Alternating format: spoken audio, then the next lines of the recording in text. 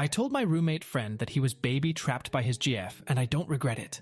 I, 25F, moved in with my close friend Sarah, 24F, and her boyfriend Dan, 27M. We worked for separate contractors and the same warehouse, but we all had the same job and made good money for our age. I fought really hard for the place that we wanted and had to step up and be the adult when it came time for rental applications and finding a place.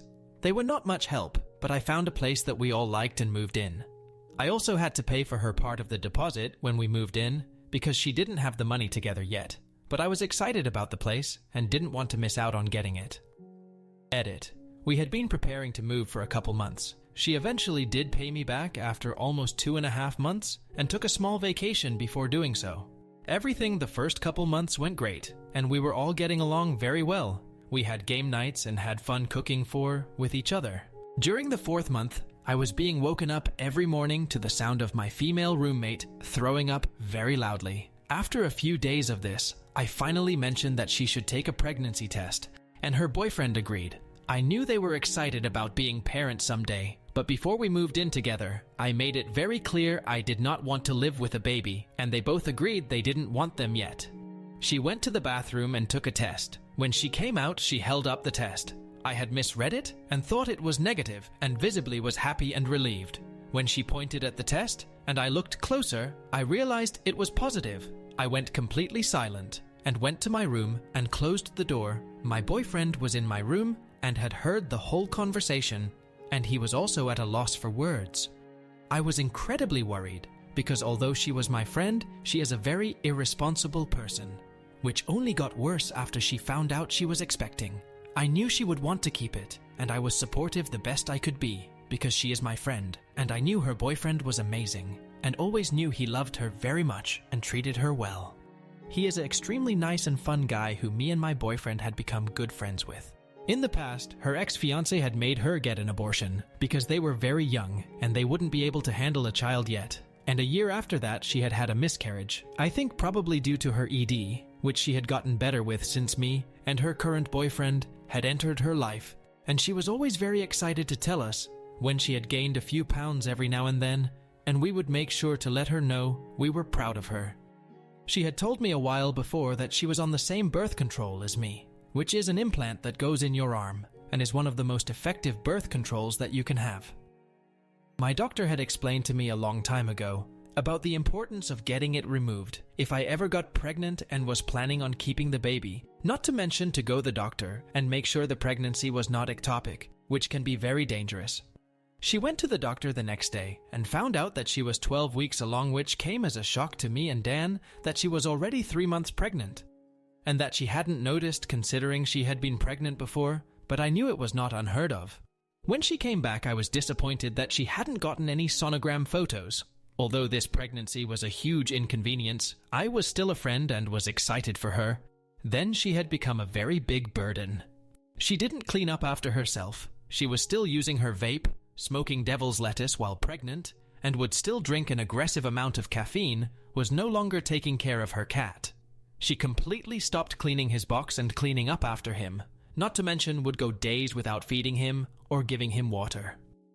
The next day, while I'm at work, she sends me a very long message about how her and Dan are moving halfway across the country to be with her family, and that they would be moving in a month. I was absolutely infuriated by the message, and how she seemed to think it wasn't a big deal to leave me with all the bills and rent that I would barely be able to afford on my own. Also, her boyfriend and I were the only ones on the lease, and he was still responsible for rent. When I got home, I explained very calmly how our lease works and then left the room to avoid yelling at them. Dan told me later he agreed that moving right now wasn't fair and that it wouldn't work, and he agreed with me that they would stay. As a concerned friend, I asked if they removed her birth control, and she sidestepped the question by saying that the nurse there didn't think it was a big deal, and the OB/GYN she went to did not have the equipment to remove it at that time. I have just recently gotten mine replaced and knew that all they did was use a scalpel to remove it. It was a small cut that didn't even need stitches when I got it.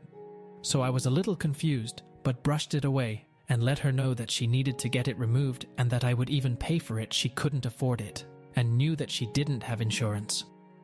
This began as a heated topic that she would constantly avoid. I asked if I could see her arm, because I have the same one, and it is very noticeable and easy to feel it and even see it sometimes. I felt around her arm and couldn't find it, or even the small dot scar that I have from when I got mine. I started to get suspicious, but didn't want to think she would lie about something like this. When I got mine, they always make sure to tell you that if any point you can't feel where your implant is or can't find it, that you should go to the ER immediately. In case it went somewhere in your body that it wasn't supposed to. Being a paranoid person, I got increasingly concerned about it that it could end up injuring her or even unalive her if it moved somewhere dangerous, which is unlikely but has happened before with these kind of implants. She didn't seem concerned about it and went back to her room.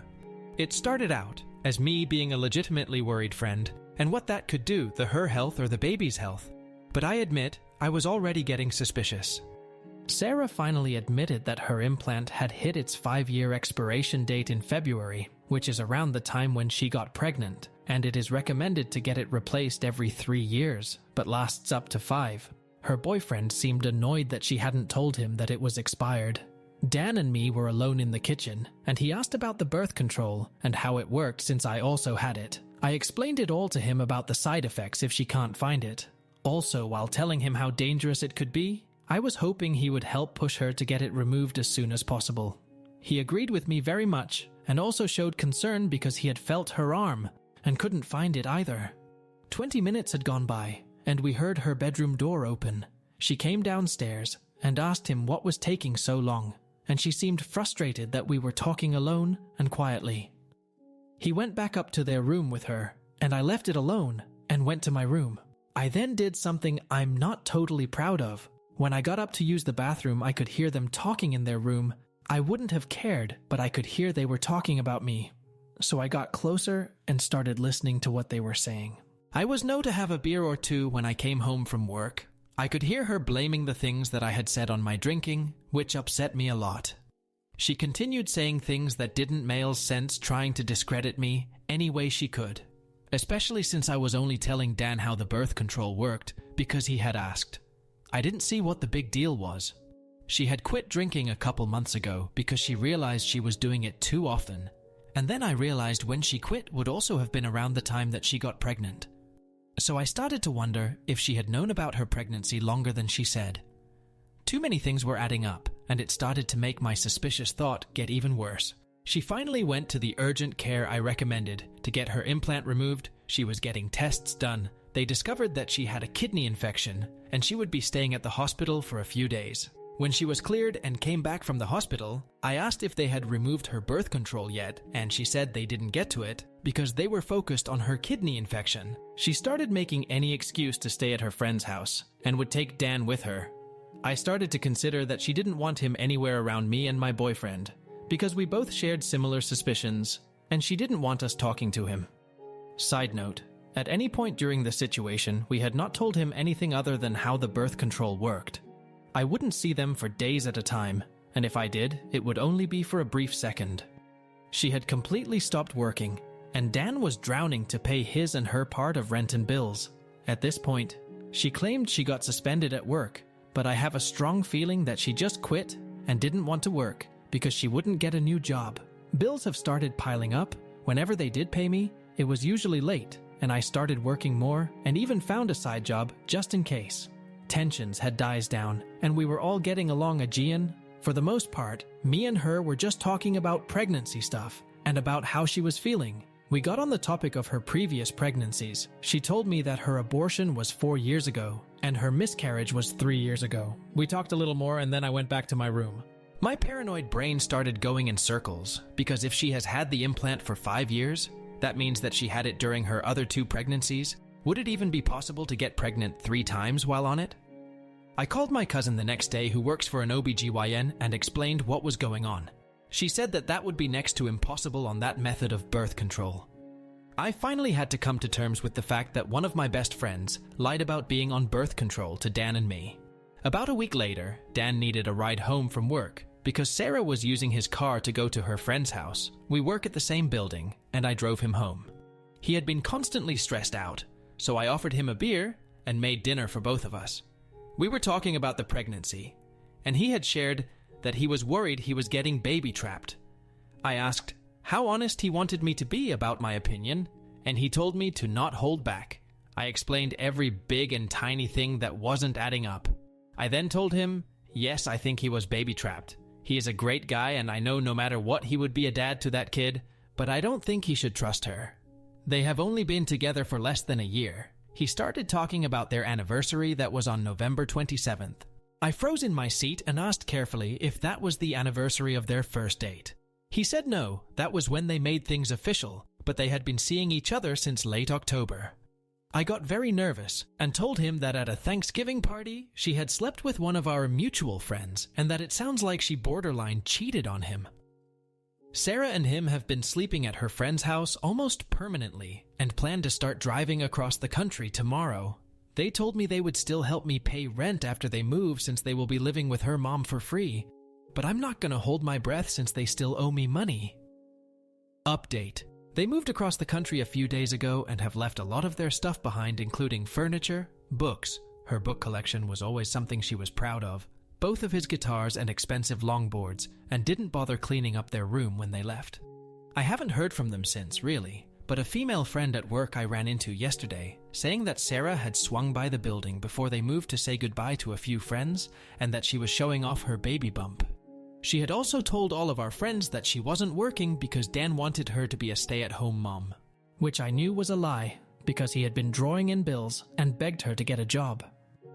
I made sure to straighten the story out for the people at work about how she told him she was on birth control when she wasn't. Also about how she had financially screwed me over in the process by abandoning me with all the bills and rent. Her current lie that she is running with is that during her miscarriage a few years ago, that the doctor had removed her arm implant without telling her. But I know that is almost impossible. When they removed and replaced mine, my arm was sore and bruised, bandaged up for almost a week, so it seems unlikely that she wouldn't have noticed, and even more unlikely that the doctor would do that without telling her. Second update, clarification on some questions. Me and Dan were good friends, and I would always feel guilty if I had not told him the truth. Especially because he asked for the truth. Me and her were very close friends. I only ever shared my opinion with them when asked and shared my concerns when I was worried about her health. The three of us living together was to help them escape individual bad living situations. Yes, I know cleaning cat boxes when pregnant is not good, but cleaning them daily and washing your hands after is safe, according to OBGYNs.